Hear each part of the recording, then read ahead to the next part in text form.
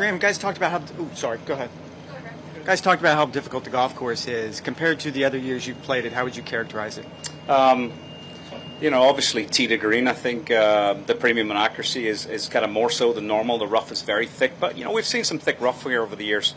The most benign conditions I think I've ever seen at Bay Hill this morning, but that's obviously not going to continue into the weekend. We're going to see some wind, but in and around the greens is obviously the biggest change. The runoff areas that we've seen being developed here over the last sort of 7 to 10 years have been all taken away and replaced with heavy rough pulled in closer to the greens. So that means you can get a little bit more aggressive to some of these pin locations, but the ball doesn't career quite as far away, but then you are faced with quite a thick lie around the greens as well. So, very different. Push some of the par threes forward today. They pushed 17 forward and number 2. I think there's a realization here that this golf course is not loved by every player, and they maybe need to change the setup a little bit just to try and appeal to everyone. The par threes here can be love-hate relationships. When you're playing 17 off the tips to the back right pin, there's a love-hate thing there. It's kind of like, is this good or is this really bad? So I do believe they're really making a big effort to make sure that the players continue to come here to this great championship and fall back in love with this golf course. For the guys that obviously don't love it, some do. I like it. Graeme, where do you fall on the love-hate here? Because obviously this has been a special event for you, anyway, because of where you've been here. But where do you fall on the love-hate here? I'm probably somewhere in the middle. I don't think you can I don't think you can ever love really, really tough golf. It's like major. Take a U.S. Open setup for example. When you're having to play away from flags, there's a certain frustration to that, but there's also a certain amount of discipline required to do that. That's what made Tiger great. That's why Tiger won so many times around here, because A, he's really, really good, and B, you have to be super disciplined with what you're doing. You have to ignore pin positions and stay away from trouble. So I think it appeals to that type of player. I feel like they've backed that off a little bit this year, and given like I say, with more heavy rough around the greens, the ball is not being repelled quite as far away from the putting surfaces as we've seen here in years gone by. Perfect example, that's probably 15. To those front rights and front left corners. When you kind of miss those. In the past, they've gone a long way away from the putting surface and left you nothing. Now they're just going to go off the edge. You're going to have a thick lie, but you're going to be right there. So, I like it. Like I say, I've always enjoyed the test here. I think it appeals to, the major style player, for the discipline and the patience that's required. Even though the golf course does offer up 5 or 6 really good chances, there's 12 or 13 pretty difficult holes out there. Graeme, did you expect to play well this morning, or has this come as a pleasant surprise? And it's always a pleasant surprise, but no, I've been trending in the right direction. Been struggling to put it all together lately, but there's been a lot of good stuff happening with my game the last 3 or 4 months. Scores maybe haven't suggested it, but I played fantastic in Phoenix a couple of weeks ago and just made nothing. Got off to a great start in Palm Springs and just didn't continue it, but there's been a lot of really, really good stuff happening in my game.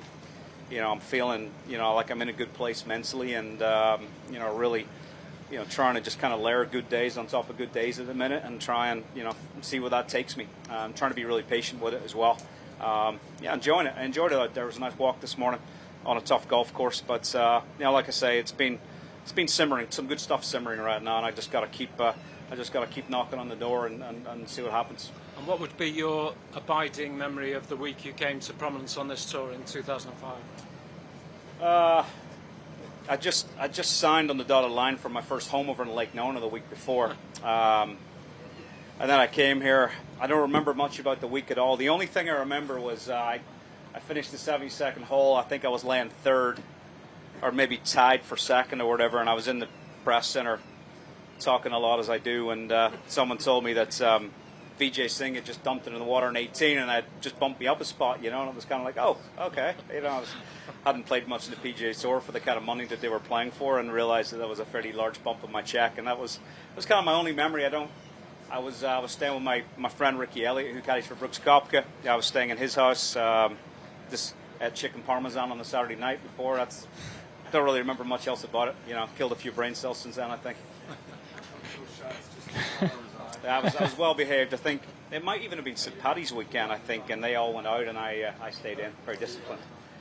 Much more disciplined in those days.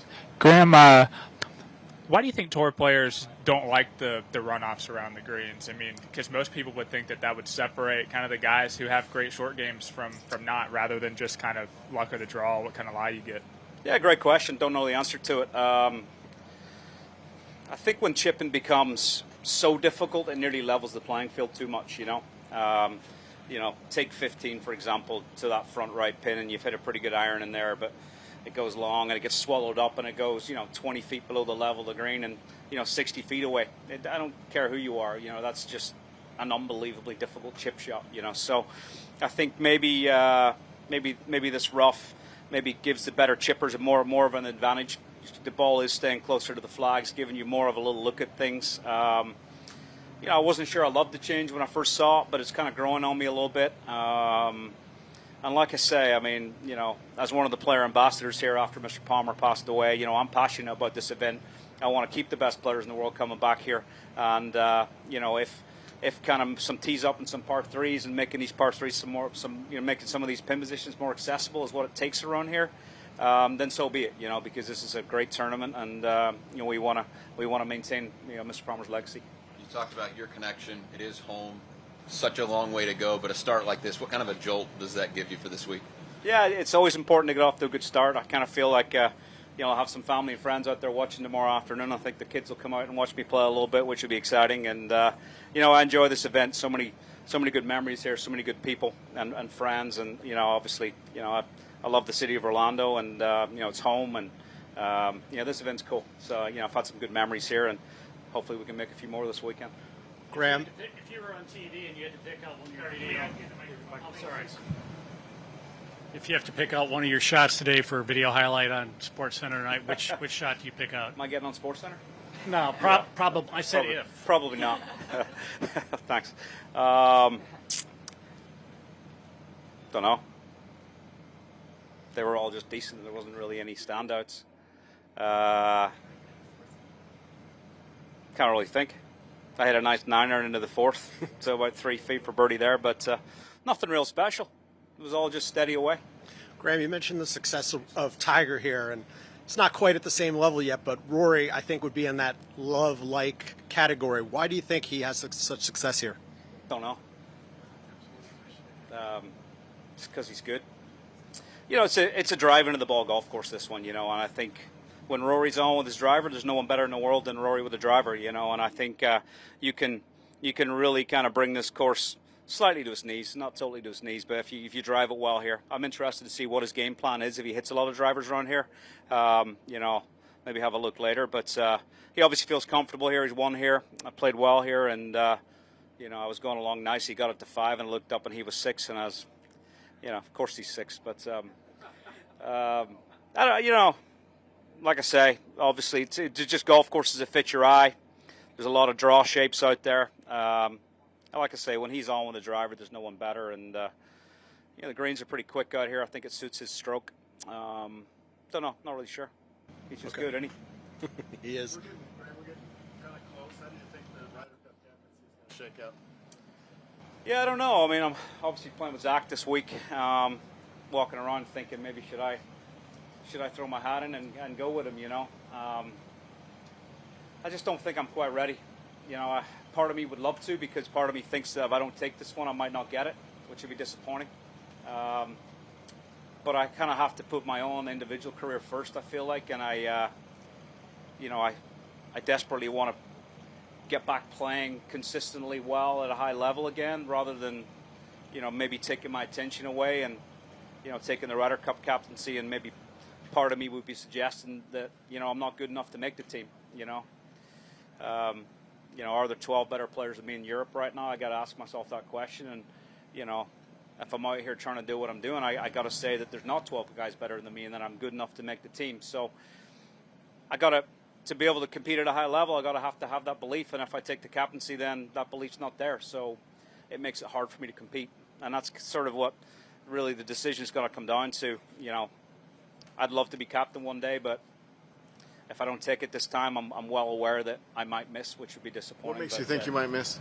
I just think there's too many great guys stacking up. I think there's too many great players that are going to be vying. There's going to be 7 or 8 guys vying for the next 5 or 6, and someone's going to miss. You know, when you're talking about Poulter and Westwood and Garcia and, you know, Justin Rose, and, you know, you're talking about top European players, you know, of which I am one, but those guys, you know, maybe have slightly better credentials than me. Is that what it takes to be captain? Good credentials? I think that's what we I think that's what we do in Europe. Yeah, I think it's you know, and it opens the debate. You know, should it be great leaders of men, or should it be guys that are legendary players that deserve to be Ryder Cup captains? You know, it's more, at the end of the day, I look at the captaincy as an honor, and it's not something that, you know, Padraig Harrington did a phenomenal job last year. I really did. I thought he ticked nearly every box, and he got, you know, a historic beating. Does that mean he's a bad captain? No, he was a great captain. So to me, being the captain's an honor. It's very, very hard to be a game changer. So I think the way we do it in Europe, to a certain extent, where, you know, we take the legends and the guys that deserve to be there, and you know, we give them that honor. I think that's okay. You know, to me, the captains that have been thrown under the bus over the years, it's a bit unnecessary, because, you know, it comes down to the players at the end of the day, and there's not really a whole lot the captain can do to help the guys hold putts. How much does Europe need to get this Saudi situation sorted before they can pick one?